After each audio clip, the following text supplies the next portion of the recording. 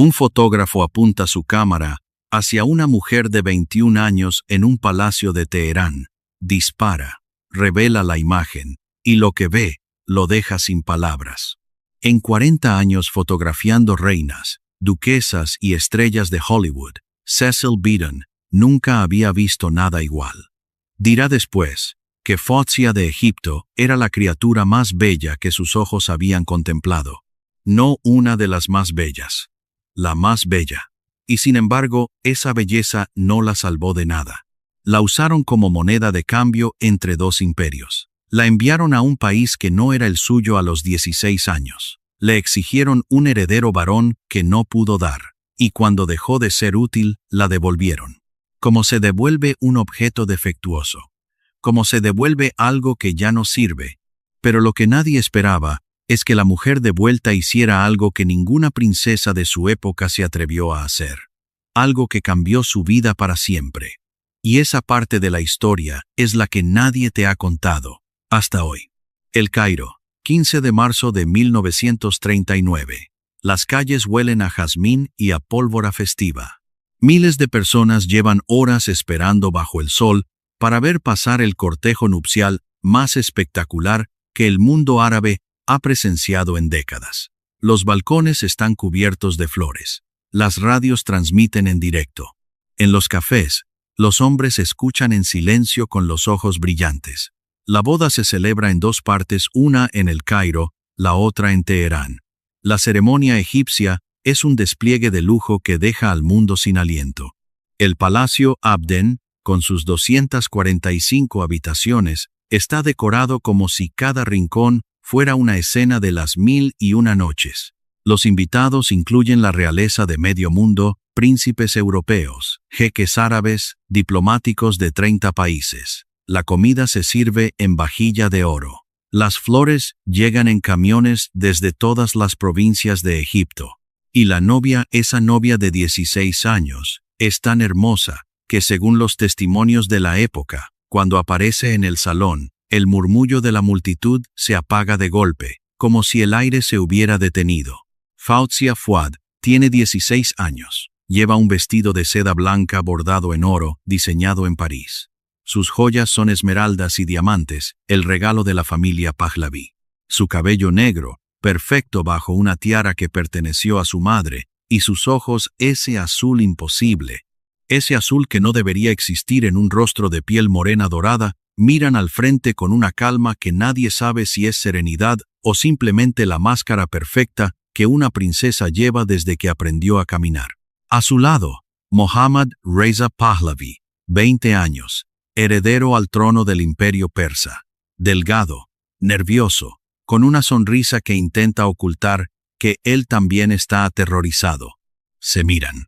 En ese coche descapotable, entre miles de personas que los vitorean, algo ocurre entre ellos, algo que ninguno esperaba, algo real. Pero nadie en ese cortejo sabe lo que va a pasar. Nadie sospecha que ese amor que están haciendo no va a ser suficiente. Que la corona del Shah tiene sus propias leyes, más antiguas y más crueles que cualquier sentimiento.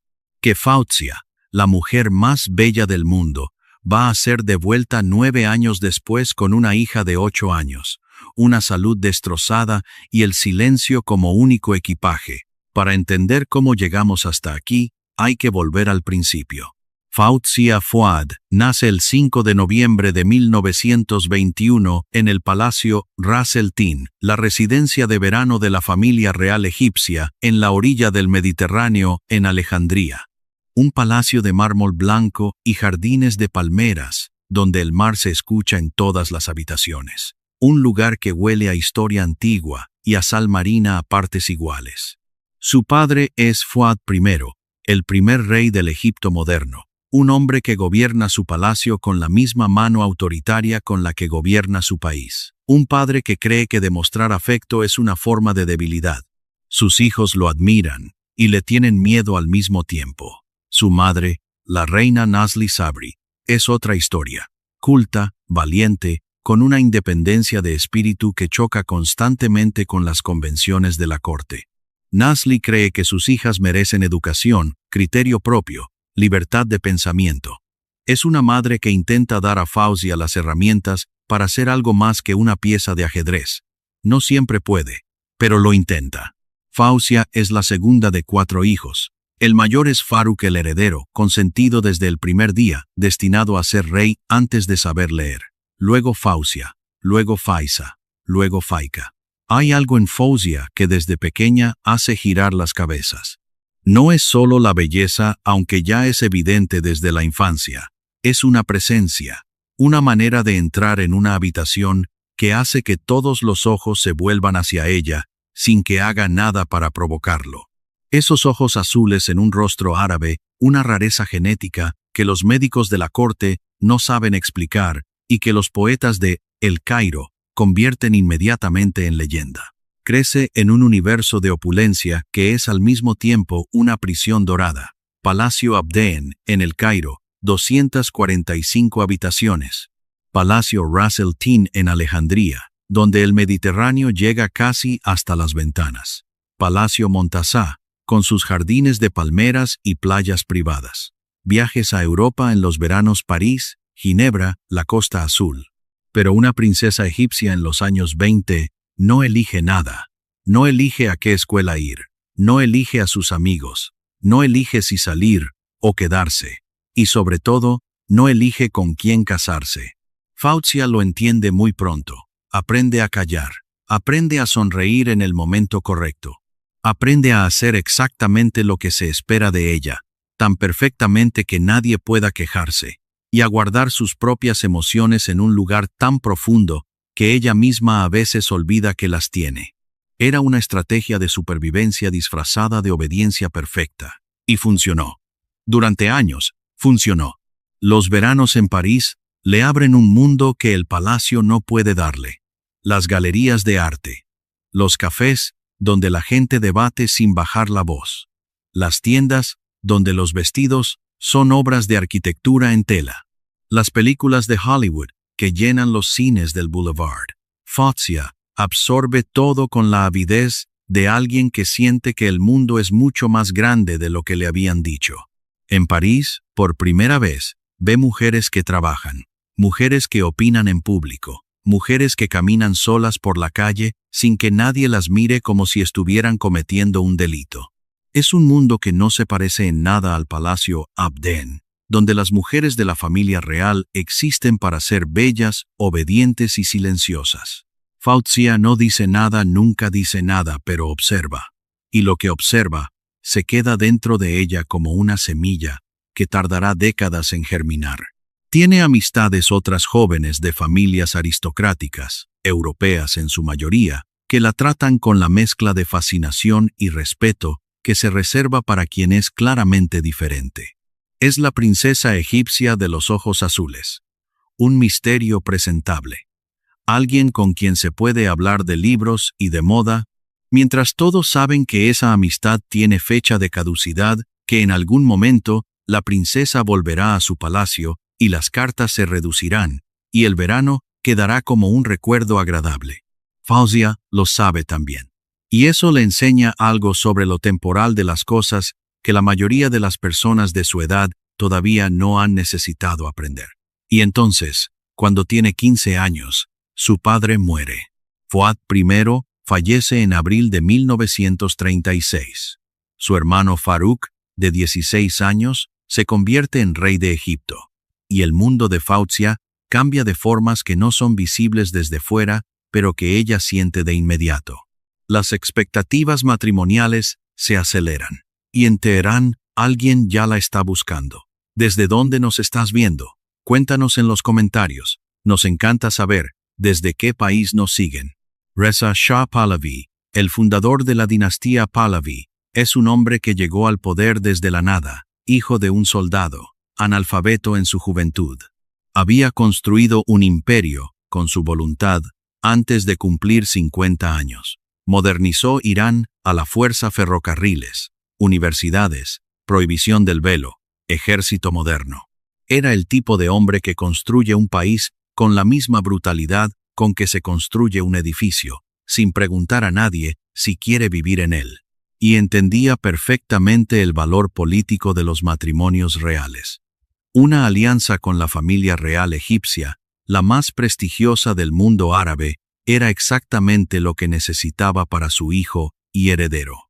Los Pahlavi eran una dinastía nueva, sin la legitimidad de siglos que tenían los Fuad de Egipto. Casar a Mohammad Reza con una princesa egipcia era comprar credibilidad con sangre azul. Las negociaciones empiezan en 1938. Meses de cartas entre El Cairo y Teherán. Intermediarios que viajan de un palacio a otro con propuestas, contrapropuestas, discusiones sobre la dote, sobre los títulos que Fausia recibirá, sobre el protocolo de la ceremonia, sobre quién paga qué y quién cede dónde. Es una transacción comercial disfrazada de romance. Dos familias reales negocian un intercambio de activos. Egipto entrega una princesa, Irán entrega una alianza. En ningún momento de ese proceso, nadie le pregunta a Fausia qué piensa.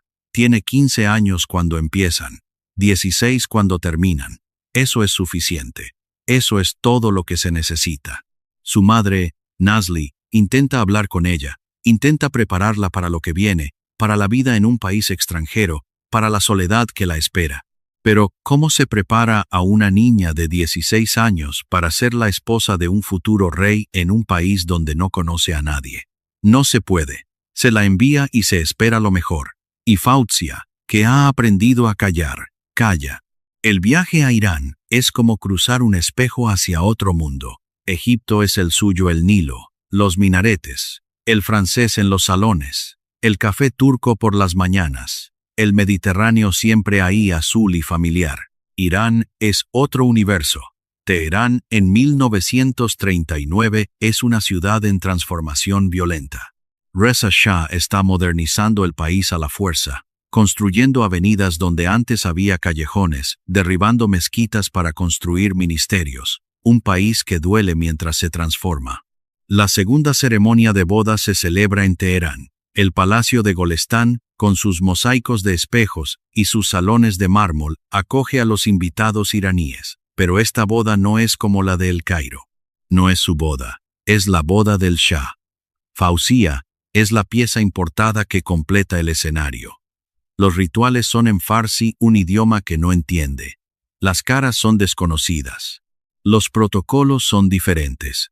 Y por primera vez, Fausia siente algo que va a acompañarla durante 9 años. La sensación de ser una extranjera permanente en el único lugar donde se supone que debe pertenecer. Fausia llega a un palacio enorme, geométrico, frío en todos los sentidos. El palacio de mármol de Teherán no tiene nada que ver con los palacios egipcios donde creció. En Egipto, los palacios respiran, tienen patios abiertos, fuentes, jardines que se mezclan con los salones. En Teherán, los palacios son fortalezas, muros altos, ventanas pequeñas, pasillos largos donde el eco de los pasos es el único sonido. El idioma es un muro.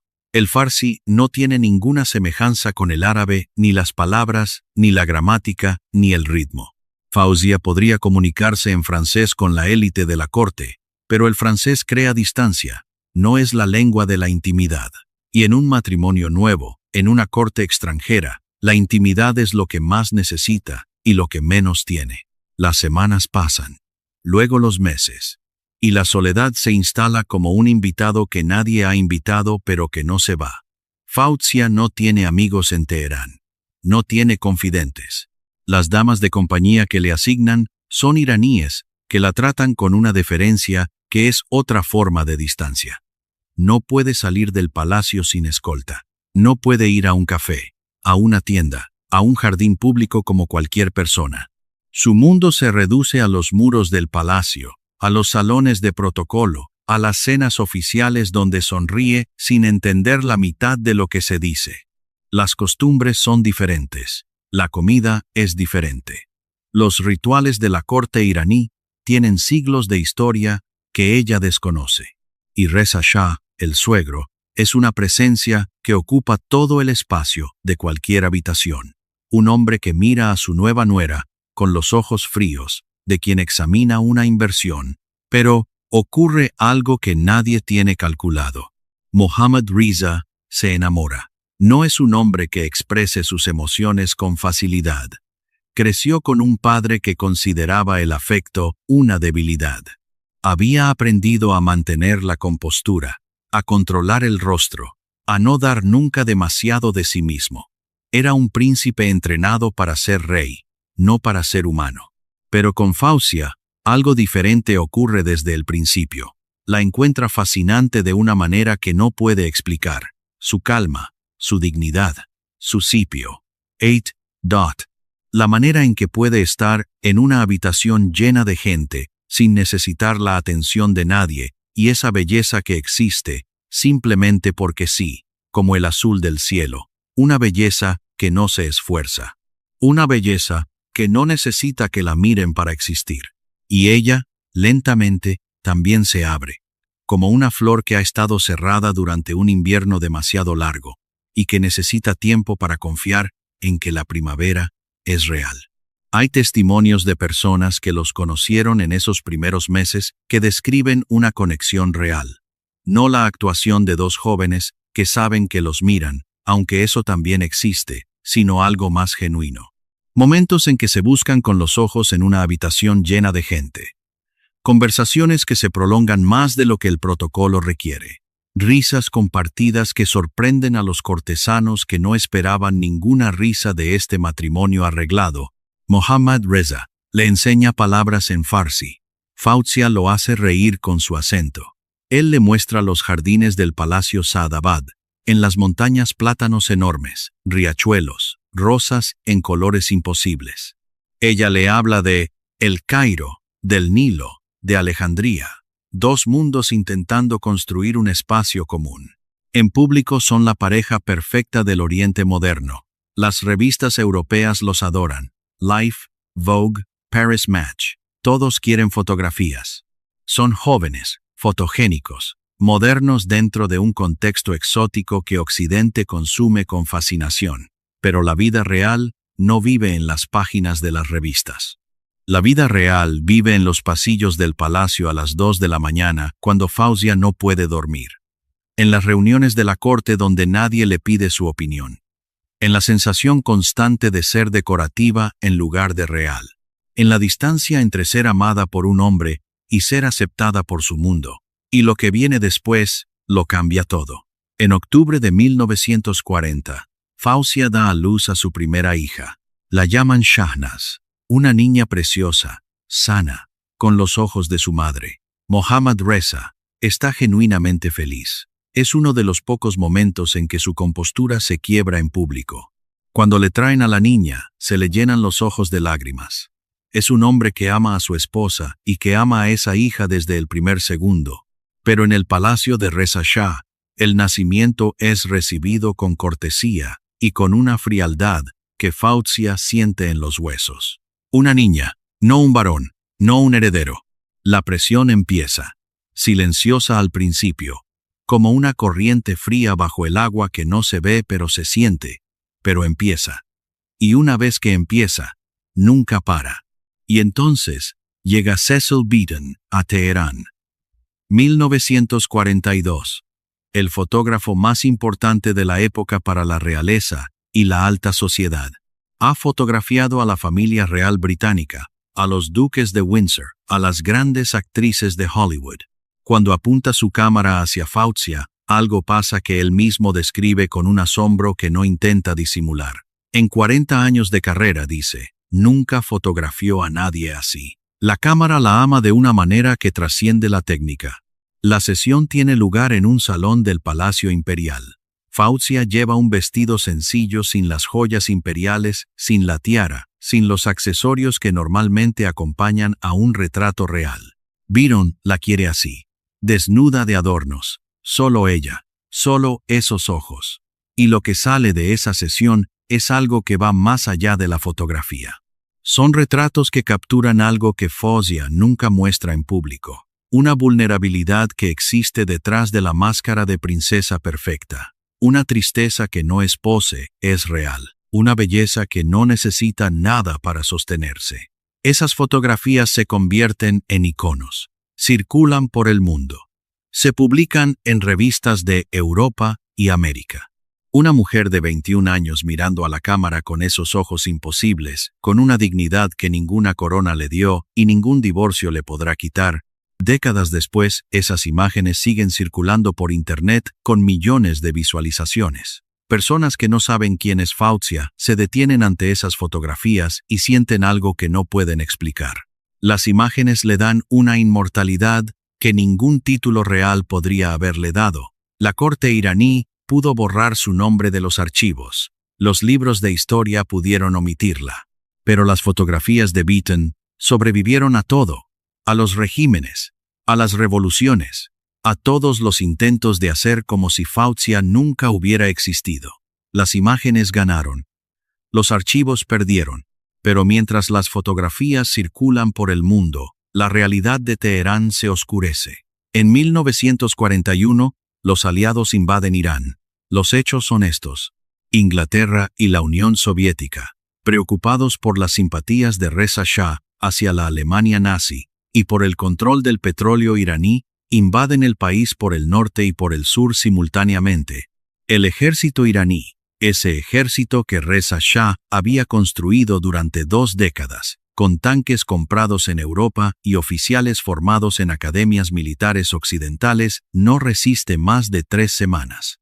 Las tropas soviéticas entran por el norte y ocupan Tabriz. Las tropas británicas entran por el sur y toman el control de los campos petroleros. En menos de un mes, Irán pasa de ser un país soberano a ser un corredor de guerra ocupado por 2 superpotencias. Reza Shah es forzado a abdicar. La escena es brutal en su simplicidad. Los británicos le envían un mensaje: abdique o enfréntese a las consecuencias. No hay negociación, no hay diplomacia, es una orden. Y el hombre que había construido Irán con su voluntad de hierro, que había modernizado un país entero a la fuerza, que miraba a su nuera egipcia con los ojos fríos de un inversor. Ese hombre firma su renuncia como un empleado al que despiden. Lo embarcan en un barco británico. Destino: Sudáfrica. Muere 3 años después en Johannesburgo. Solo, olvidado, lejos de todo lo que construyó. Un recordatorio brutal de que los hombres que construyen imperios no siempre sobreviven a sus propias creaciones. Faucia vive todo esto desde dentro del palacio. Ve al hombre más poderoso de Irán humillado y expulsado. Ve el ejército que se suponía invencible derrotado en semanas. Ve las tropas extranjeras patrullar las calles de Teherán como si fuera su propio territorio, y entiende algo que ya sospechaba. Los tronos no son eternos. Las coronas no protegen. Los palacios pueden convertirse en prisiones de un día para otro. Primer recordatorio. No será el último. Y de repente, Mohammad Reza Pahlavi, de 22 años, se convierte en Shah de Irán, un Shah que gobierna un país ocupado por 2 potencias extranjeras. Un Shah joven, sin experiencia, rodeado de consejeros que lo ven como una herramienta más manejable que su padre. El joven nervioso del coche descapotable de la boda es ahora el gobernante de 30 millones de personas en medio de una guerra mundial. Faucia ve cambiar al hombre que ama, lo ve cerrarse, lo ve construir una armadura que necesita para sobrevivir pero que también lo aleja de ella. El joven nervioso que le enseñaba palabras en farsi y que se reía de su acento está desapareciendo detrás de un rey que no puede permitirse ser vulnerable. Los momentos de intimidad se vuelven escasos. Las cenas a solas son reemplazadas por cenas de estado. Las conversaciones sobre el futuro son reemplazadas por silencios que duran horas. Mohammad Reza ya no la mira como antes. No porque haya dejado de amarla, no es eso, es que tiene demasiadas cosas en la cabeza. Un país ocupado, consejeros que conspiran. El bien, Enlight, generales que tienen sus propias agendas. Problemas que un joven de 22 años no debería tener que resolver, pero que nadie más puede resolver por él. Y en ese torbellino de presiones, Faucia pasa de ser su compañera a ser otro problema. No porque ella haga nada mal, sino porque el sistema la ha convertido en un problema, el problema del heredero que no llega. La distancia entre lo que sienten y lo que pueden decirse crece cada día. como una grieta en un muro que al principio es invisible pero que con el tiempo amenaza con derribar la estructura entera. Y en ese contexto de crisis total, la ausencia de un heredero varón deja de ser una preocupación familiar para convertirse en una cuestión de Estado. Un shah sin heredero es un trono vulnerable. Los consejeros, los generales, los cortesanos todos tienen la misma opinión. La presión sobre Faucia se vuelve sistemática. No hay un responsable único. Es todo el sistema. Es una máquina de presión silenciosa que funciona las 24 horas del día sin que nadie tenga que dar una orden. La mirada de los cortesanos cuando entra en una habitación. No la miran a los ojos, miran su vientre. Las damas de la corte que cuentan los meses en silencio. Los comentarios que llegan filtrados a través de sirvientas nunca directos, siempre negables, siempre envueltos en una cortesía que los hace aún más crueles. Las comparaciones con mujeres de la historia iraní, que cumplieron con su obligación como si la maternidad fuera una tarea administrativa que se completa con eficiencia.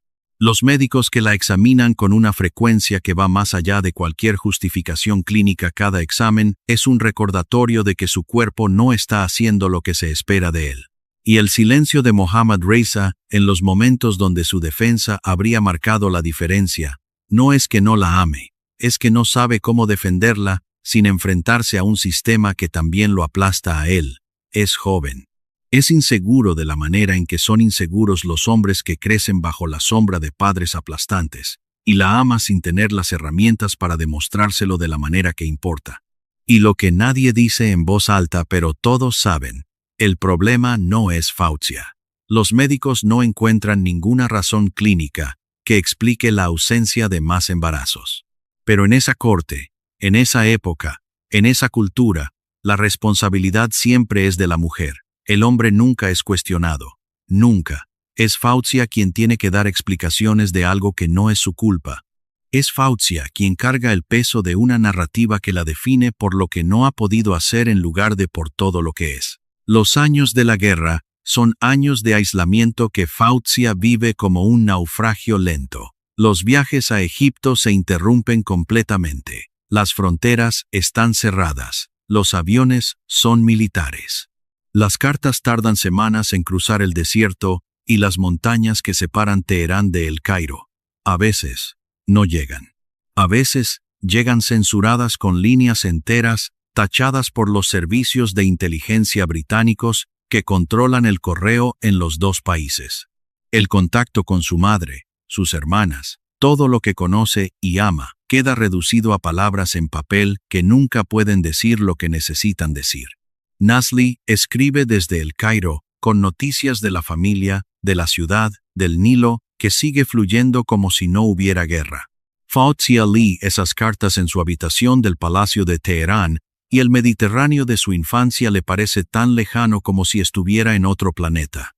Y Teherán, parcialmente ocupada por tropas extranjeras, vive en una tensión que se respira en cada calle. Soldados soviéticos patrullan el norte de la ciudad. Soldados británicos controlan el sur. Los mercados funcionan pero con escasez. Los precios suben. La gente mira a los extranjeros con la resignación de quien ha aprendido que el poder ajeno no se discute. Y en el palacio, Faucia, una extranjera, ella misma, en un país ocupado por otros extranjeros, se pregunta si hay un lugar en el mundo donde ella no sea la persona de fuera. Y Faucia empieza a enfermarse. Los médicos hablan de agotamiento, anemia, sistema inmune debilitado. Prescriben hierro, reposo. Pero los que la conocen bien hablan de otra cosa. De una mujer que se está apagando de dentro hacia afuera. Que ha perdido ese brillo que la hacía magnética. Que cumple sus obligaciones con precisión mecánica perfecta, nunca un error, nunca una queja, pero que en los momentos privados es como una llama que se sostiene contra el viento sin saber por cuánto tiempo más. Hay cartas de su madre, la reina Nasli, de ese periodo, que han sobrevivido en archivos egipcios. Son cartas que hacen daño leer. Nasli escribe que Faucia le parece consumida, que la encuentra diferente de maneras que no puede explicar, que lee sus cartas entre líneas y siente que lo que no está escrito es más importante que lo que sí está. Una madre a miles de kilómetros que sabe que algo terrible está pasando y no puede hacer nada. Faucia, mientras tanto, sigue callando. Si esta historia te está impactando, dale like, ahora nos ayuda enormemente a seguir contando estas vidas olvidadas. En 1945, cuando la guerra termina, Faucia pide permiso para visitar Egipto. La razón oficial es su salud. Los doctores recomiendan un cambio de clima. Mohammad Reza acepta. Es un marido que la ama y que ve con sus propios ojos que algo en ella se ha deteriorado. Le da permiso. Le dice que vuelva recuperada. Faucia llega a El Cairo con Shahnaz. Y algo pasa desde el primer día. El aire del Mediterráneo. El sonido del árabe en las calles. El sabor del café turco que su madre le prepara como cuando era niña. Las palmeras. La luz. Todo lo que su cuerpo había olvidado durante 9 años vuelve de golpe. Como si cada célula se acordara de dónde venía. Y no vuelve. Nunca. Durante meses, las comunicaciones entre El Cairo y Teherán se multiplican sin resolver nada. Mohammad Reza envía mensajes primero suplicantes, después formales, después fríos. El rey Farouk responde con diplomacia, que es otra forma de decir no. Los intermediarios van y vienen entre las dos capitales como mensajeros de una guerra que se pelea en silencio. Y Faucia, instalada en el palacio de su hermano, mejora visiblemente con cada semana. El color vuelve a sus mejillas, su peso se recupera, sus ojos recuperan algo que se les había apagado. Los médicos egipcios que la examinan no encuentran nada grave, el mismo diagnóstico que los médicos iraníes, pero con una conclusión diferente. En Irán, decían que estaba enferma. En Egipto, dicen que estaba envenenada. No por un veneno químico, por un veneno más lento y más mortal. La soledad, el aislamiento, la presión constante, la ausencia de todo lo que la hacía ser ella misma. Era como si Irán la hubiera estado consumiendo gota a gota durante años y Egipto simplemente le estuviera devolviendo lo que le habían quitado. Las negociaciones del divorcio duran más de 3 años. Entre 1945 y 1948, Faucia es técnicamente la Shah Banu de Irán, pero vive en Egipto sin intención de regresar. Es un limbo legal y emocional. Técnicamente casada. Prácticamente libre. Un fantasma con corona que habita 2 mundos sin pertenecer a ninguno. Mohammad Reza envía cartas. Al principio suplicantes: te extraño, vuelve, todo será diferente. Después formales, los consejeros insisten en que regreses. La situación política lo requiere. Después fríos: necesitamos resolver esta situación. La evolución del tono de esas cartas cuenta una historia completa por sí sola. Del amor al deber, y del deber a la resignación. Faucia responde con la diplomacia que aprendió siendo princesa. Cortés, clara, inamovible. No va a volver. No hay nada en Teherán que la espere excepto los muros de un palacio que la enfermaron y la mirada de una corte que la juzgó. Los documentos oficiales del divorcio, firmados en noviembre de 1948, son secos y formales. Incompatibilidad. Decisión mutua, fórmulas diplomáticas diseñadas para no herir a nadie ni revelar nada. Mentiras convenientes. Pero hay algo que los documentos no dicen y que los historiadores han reconstruido con paciencia. Faucia también quería el divorcio. No fue solo repudiada, ella pidió salir. Necesitaba salir. Después de 9 años de aislamiento, presión y humillaciones sutiles, necesitaba recuperar su vida más de lo que necesitaba mantener una corona. Y eso, pedir salir de un trono que millones de mujeres habrían envidiado, requería un valor que nadie le reconoció en su momento. Esa decisión, pedir salir, es quizás el momento más valiente de toda esta historia. Una princesa egipcia de 27 años, en una época donde el divorcio era un escándalo, y donde las mujeres de su rango no tenían voz, que dice: no, prefiero irme. Prefiero el silencio y la soledad de mi propia vida antes que la jaula dorada de la tuya. Prefiero ser nadie en El Cairo que ser una reina infeliz en Teherán. Nadie la aplaudió en ese momento. Nadie le dijo que era valiente. La aristocracia la juzgó. Los periódicos especularon. La corte iraní la borró. Pero 65 años después, desde esta distancia, vemos lo que nadie vio entonces. Faucia eligió la libertad cuando elegir la libertad no estaba de moda. Cuando elegir la libertad significaba perder todo lo que el mundo consideraba valioso. Y aquí la historia de Faucia se separa de la de Soraya. Porque Soraya fue expulsada contra su voluntad. Soraya no eligió irse. Faucia sí. Y esa diferencia, elegir en lugar de ser elegida, cambia todo lo que viene después. Pero antes, hay que contar lo que perdió. Shahnaz, su hija. La niña de los ojos de su madre. 8 años. Pelo negro como el de Faucia.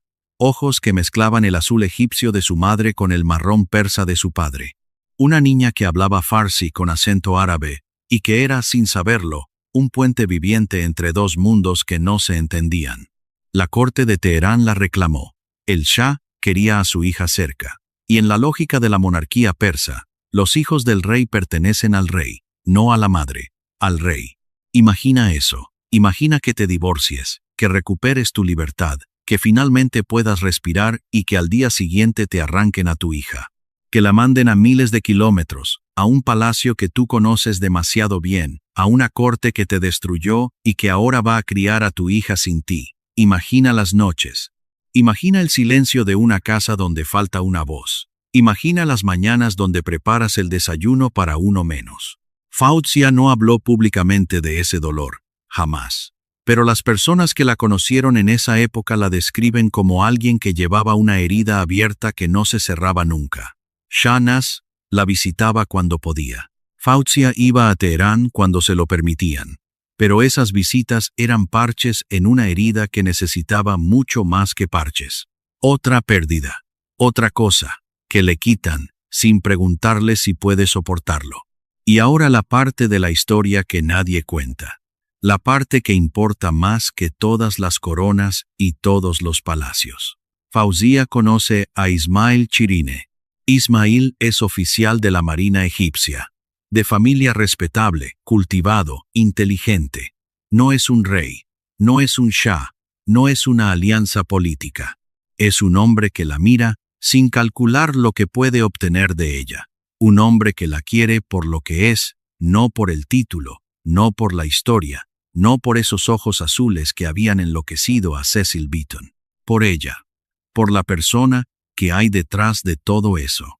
Para Faucia, que en toda su vida había sido movida por decisiones de otros, que había sido entregada a los 16 años a un extraño en un país extranjero porque 2 reyes lo decidieron, eso era algo completamente nuevo. Fue una revelación. Se casan en 1949. La aristocracia egipcia reacciona exactamente como se puede predecir: sorpresa, desaprobación velada, comentarios en voz baja. Una princesa de su rango casándose con un oficial naval. Un descenso inadmisible en la jerarquía. Las viejas damas de la corte sacuden la cabeza. Los periódicos publican la noticia con un tono que mezcla la información con el juicio. En los salones del Cairo, la boda de Faucia es el tema del mes y no de la manera amable. Faucia no pide permiso esta vez, elige.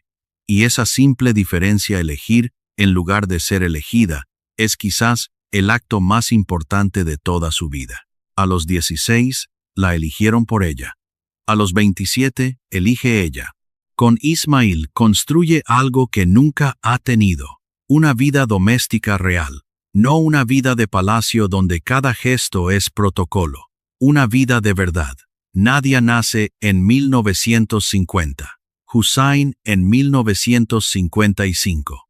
Desayunos donde la única agenda es el día siguiente. Conversaciones donde nadie mide las palabras. Cenas donde la comida se enfría porque la conversación es más interesante.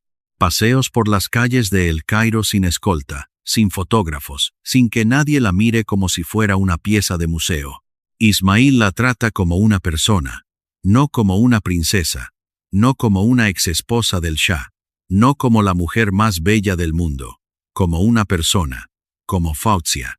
Y para alguien que ha pasado su vida entera siendo tratada como un símbolo, como una función, como un instrumento de política, Ser tratada como una persona es la forma de amor más revolucionaria que existe. Hay momentos, según personas cercanas, donde Fausia ríe de verdad. No la sonrisa controlada de la princesa, no la sonrisa diplomática de la Shah Banu. Una risa real, espontánea, que la transforma completamente. Ismail la hace reír. Y cada risa es una pequeña victoria contra 30 años de silencio impuesto. Pero lo peor no ha llegado todavía. El 23 de julio de 1952, los oficiales libres toman el poder en Egipto. El golpe es limpio y rápido. En la madrugada, unidades del ejército toman posiciones en El Cairo. La radio anuncia el cambio antes de que la mayoría de los egipcios se despierten. El rey Farouk recibe un ultimátum: abdicación o consecuencias. Farouk elige abdicar. El 26 de julio, el rey Farouk sube a bordo de su yate en Alejandría. Se dice que lloraba. Se dice que miraba la costa mientras el barco se alejaba como si intentara grabar cada detalle de una ciudad a la que nunca volvería. Llevaba maletas llenas de joyas y efectivo. Llevaba la vergüenza de haber despilfarrado un reinado que empezó con tanta promesa, y llevaba el exilio como único destino. Fausia, en su casa con Ismail y sus hijos, escucha las noticias por la radio. Su hermano acaba de perder un trono. Los palacios donde creció van a ser confiscados. Los jardines donde jugaba de niña van a ser pisados por turistas. Todo el mundo que conoció el mundo de protocolo y privilegio y certezas jerárquicas acaba de ser barrido en una noche de julio.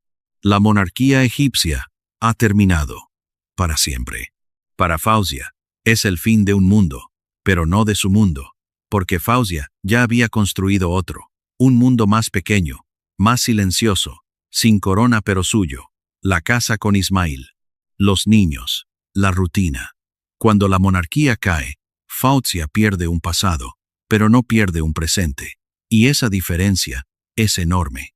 Los palacios son nacionalizados, los títulos se convierten en reliquias sin valor. La princesa Fausia de Egipto deja de existir como categoría oficial. Queda Fausia Fuad Shirine, ciudadana de la República de Egipto, esposa de un oficial naval, madre de 2 hijos. La riqueza de la familia ha sido confiscada. Los palacios donde creció se convierten en museos o ministerios. Los contactos de la vieja aristocracia se disuelven. El régimen de Nasser no persigue sistemáticamente a todos los miembros de la familia real que permanecen en el país, pero el ambiente es hostil de maneras que no necesitan ser violentas para ser devastadoras. La mirada de quien sabe tu historia. La pregunta que parece inocente y no lo es. La lástima disfrazada de amabilidad, que es peor que el desprecio, porque al menos el desprecio es honesto. Y Fausia hace algo que define el resto de su vida. Se retira, completamente. Ninguna entrevista, ninguna aparición pública, ninguna de esas memorias que los caídos en desgracia publican para reclamar su versión de la historia. Los periodistas la buscan una princesa egipcia, exesposa del Shah de Irán, viviendo en el Egipto de Nasser. Es un personaje fascinante para la prensa, pero Fausia no responde, no abre la puerta. No contesta al teléfono. Se convierte en un fantasma que vive a pocas calles de los periodistas que la buscan sin encontrarla jamás. El silencio que aprendió de niña se convierte en su manera definitiva de existir en el mundo. Pero hay una diferencia crucial con el silencio del pasado. Antes, ese silencio era impuesto. Era la estrategia de supervivencia de una niña que aprendió que callar era la única manera de sobrevivir en un mundo que no le daba voz. Ahora es una elección, su elección. Fausia elige el silencio no porque no pueda hablar, sino porque no quiere. Porque ha descubierto que la vida privada, esa vida que le robaron durante 30 años, es demasiado valiosa para compartirla con el mundo, y esa diferencia lo cambia todo. Mientras tanto, en Irán, su nombre es borrado de la historia oficial. Los archivos son editados. Los libros omiten su nombre. Las fotografías de la primera Shah Banu desaparecen de los archivos de la corte. Mohammad Reza se casa con Soraya, después con Farah, y la narrativa oficial se construye como si la historia empezara con ellas. Fausia es reducida a una nota al pie que nadie lee, como si nunca hubiera existido. Y entonces la historia despliega sus ironías como quien abre un abanico de cuchillos. Mohammad Reza se casa con Soraya Esfandiari en 1951. La ama profundamente, y Soraya tampoco puede darle un hijo varón, y Soraya también es divorciada. En 1958, con el corazón roto. Dos mujeres, dos historias distintas, dos maneras diferentes de llegar al mismo lugar. Matrimonio con el Shah, años de presión por el heredero, y el divorcio. Fausia lo vivió en silencio, el silencio que había aprendido desde niña. Soraya lo vivió bajo la mirada del mundo entero, los fotógrafos, las portadas de revista, la exposición brutal de un dolor que debería haber sido privado. Ninguna era culpable de nada. Las dos pagaron el precio de reglas que no habían escrito. El problema nunca fue Fausia. El problema nunca fue Soraya. El problema era un sistema que reducía a las mujeres, incluso a las más bellas, incluso a las más amadas, incluso a las que ocupaban los títulos más altos, a una única función. Y cuando esa función no se cumplía, las descartaba. Sin piedad, sin gratitud, sin reconocer todo lo que habían dado. El Shah se casa una tercera vez con Farah Diba en 1959, y Farah le da 4 hijos incluido el heredero varón, Reza. La dinastía Pahlaví tiene su continuidad. La narrativa oficial puede construirse como una historia de éxito que mira hacia adelante sin necesitar examinar lo que dejó atrás. Y Fausia es borrada de la historia oficial de Irán. Completamente, los archivos son editados. Los libros omiten su nombre. La primera esposa del Shah, la mujer que compartió su vida durante 9 años, es reducida a una nota al pie que nadie lee, como si nunca hubiera existido. Pero lo que viene ahora es lo más fuerte de toda esta historia. En 1979, la revolución islámica derriba al Shah. Mohammad Reza Pahlavi huye de su propio país, deambula de país en país. Egipto, Marruecos, Bahamas, México, Panamá. Nadie lo quiere. Los mismos presidentes que cenaban en sus palacios le cierran la puerta. El heredero que le costó 3 matrimonios nunca reinó. La dinastía Pahlavi fue borrada. El trono fue destruido. Todo lo que sacrificaron Fausia primero, Soraya después, fue por nada. Por nada. Y cuando el Shah, enfermo de cáncer, sin país y sin trono, busca desesperadamente un lugar donde morir, un solo dirigente en el mundo le abre las puertas. Sadat, el presidente de Egipto, el país de Fausia. Mohammad Reza Pahlavi muere el 27 de julio de 1980 en El Cairo. En la ciudad de la mujer a la que amó primero y perdió primero.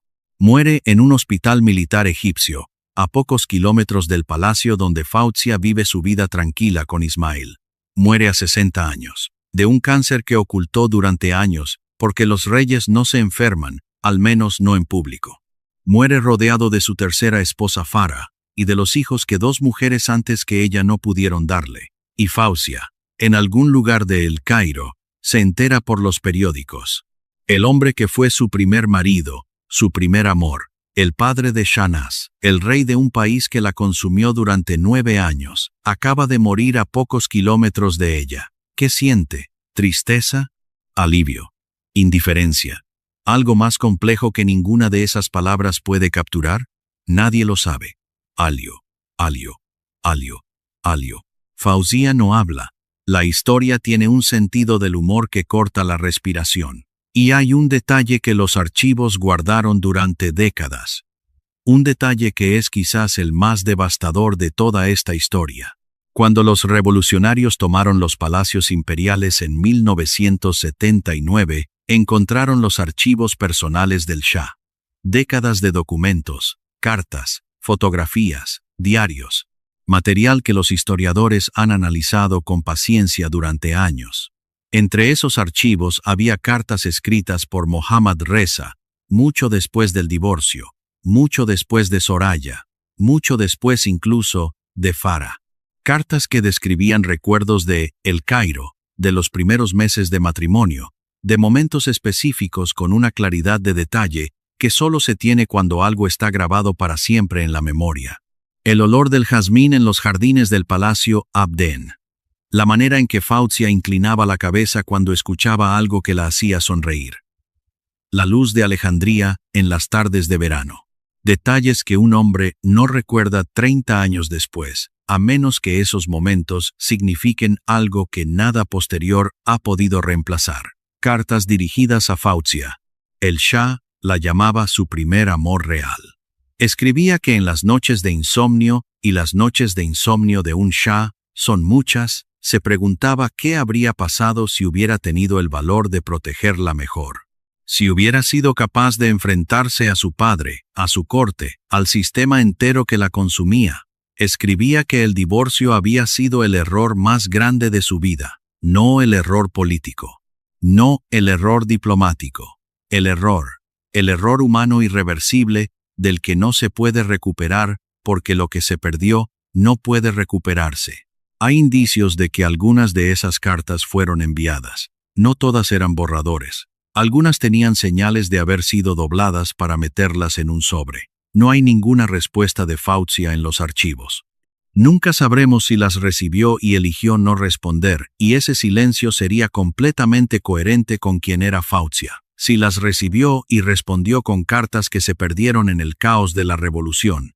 Si el correo entre Teherán y El Cairo las hizo desaparecer, el silencio de Fawzia en ese punto, como en tantos otros de su vida, es un muro sin puerta. Fawzia muere el 2 de julio de 2013 en Alejandría. Tiene 91 años.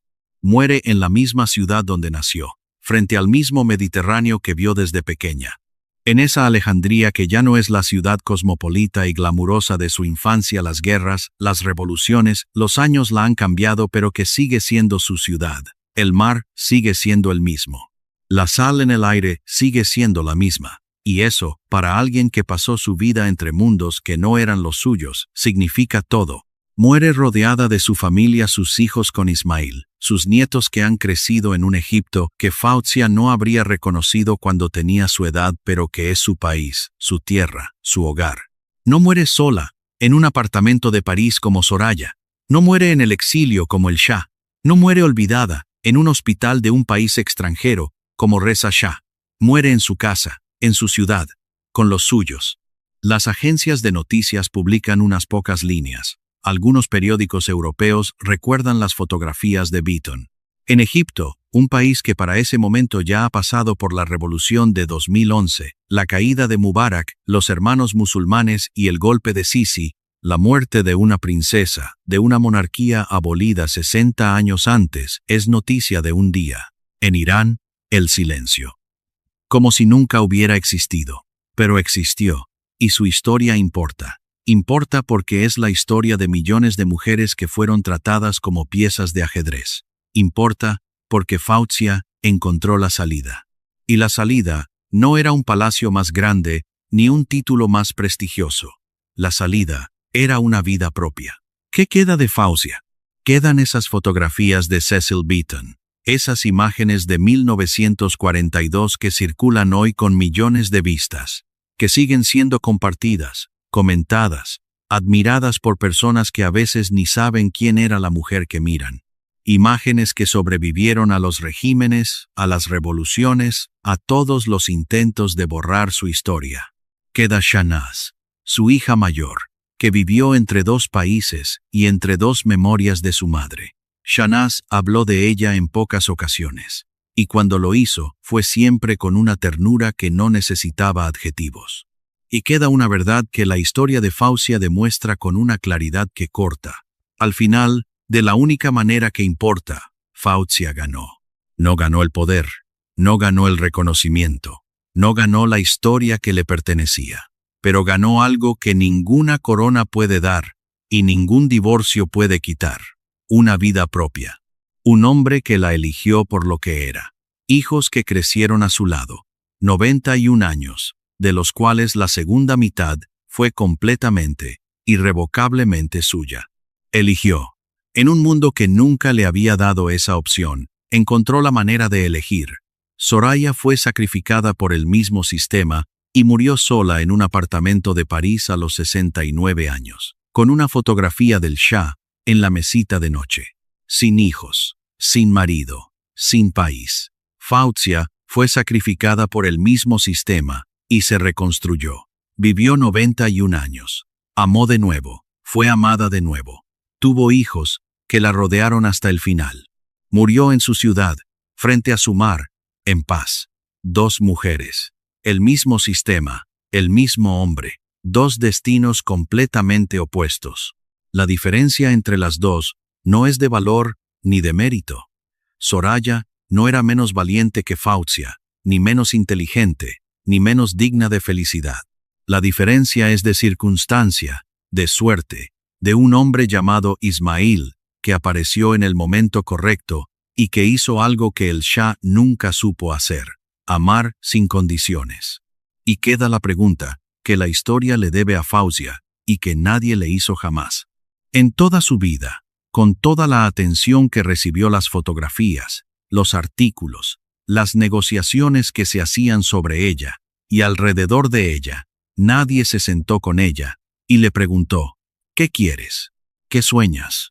¿Qué hubieras elegido si te hubieran dejado elegir desde el principio?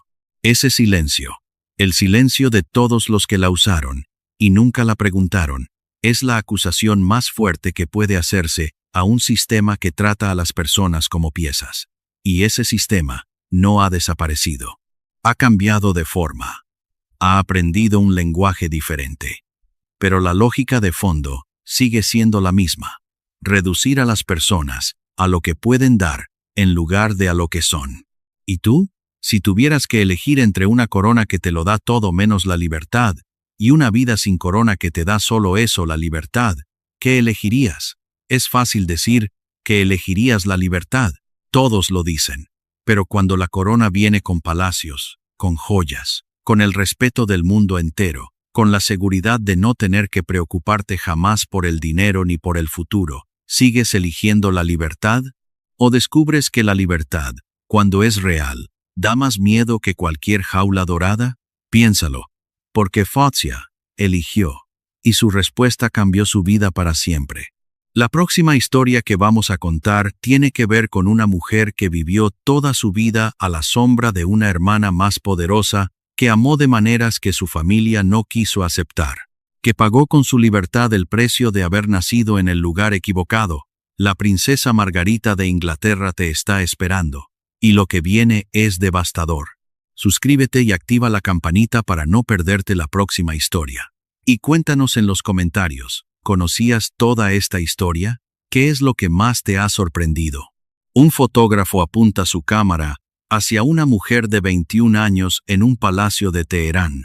Dispara, revela la imagen, y lo que ve, lo deja sin palabras. En 40 años fotografiando reinas, duquesas y estrellas de Hollywood, Cecil Beaton nunca había visto nada igual. Dirá después que Fauzia de Egipto era la criatura más bella que sus ojos habían contemplado. No una de las más bellas, la más bella. Y sin embargo, esa belleza no la salvó de nada. La usaron como moneda de cambio entre 2 imperios. La enviaron a un país que no era el suyo a los 16 años. Le exigieron un heredero varón que no pudo dar, y cuando dejó de ser útil, la devolvieron. Como se devuelve un objeto defectuoso. Como se devuelve algo que ya no sirve. Pero lo que nadie esperaba es que la mujer de vuelta hiciera algo que ninguna princesa de su época se atrevió a hacer.